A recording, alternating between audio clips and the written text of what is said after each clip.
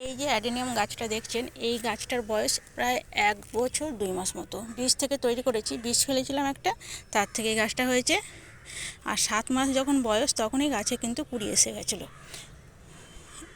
এখনও কুড়ি আছে, মানে অনেকবার ফুল হয়ে গেছে, ফুল হতেই থাকবে এখন। তো দেখুন আজকে যে জিনিসটা দেখাবো সেটা হচ্ছে এই যে অ্যাডেনিয়াম গাছের ফল। আমি আগে কখনো দেখিনি, তাই ভাবলাম আপনাদের সাথে শেয়ার করি এই আনন্দের মুহূর্তটা। দেখুন কত সুন্দর লাগছে। যখন পাকবে তখন আবারও দেখাবো। এখন এই অবস্থায় আছে। সব ফুল থেকে কিন্তু ফল হয় না, অনেকগুলো ফুল হয়েছিল, প্রতিটা শাখায় ফুল হয়েছিল, কিন্তু এই দুটো ফল হয়েছে।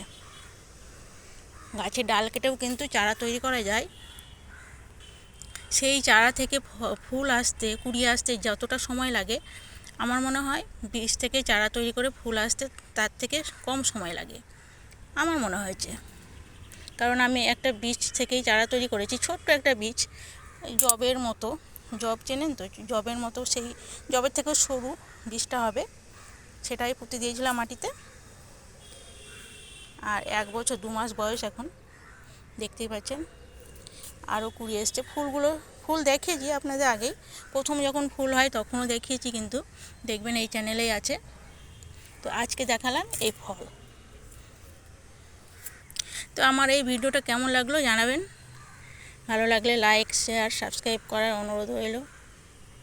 আজ এই পর্যন্তই, আবারও ফিরে আসবো নতুন কোনো ভিডিও নিয়ে। সবাই ভালো থাকবেন, সুস্থ থাকবেন, সাবধানে থাকবেন। ধন্যবাদ।